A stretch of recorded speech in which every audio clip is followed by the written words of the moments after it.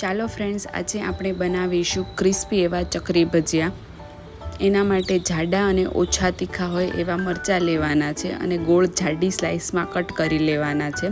થોડીક સ્લાઇસ જાડી રાખશું એટલે ચણાનો લોટ બરાબર ચડશે. પછી બધામાંથી બિયા કાઢી નાખવાના છે, બધી રીંગમાંથી, અને સારી રીતે હલાવી લેવાના છે એટલે બિયા નીચે બેસી જશે અને બીજા બાઉલમાં લઈ લેવાના છે. પછી એમાં મીઠું અને લીંબુનો રસ નાખી સારી રીતે મિક્સ કરી દેવાનું છે અને 20 મિનિટ સુધી રહેવા દેવાના છે મરચાંને. 20 minutes later. પછી એ મરચાંમાં ચણાનો લોટ નાખવાનો છે અને સારી રીતે મિક્સ કરી દેવાનો છે. બધી રીંગમાં લોટ ચડી જાય એવી રીતે મિક્સ કરી દેવાનું છે અને એમાં થોડો આદુનો ટુકડો ખમણી લેવાનો છે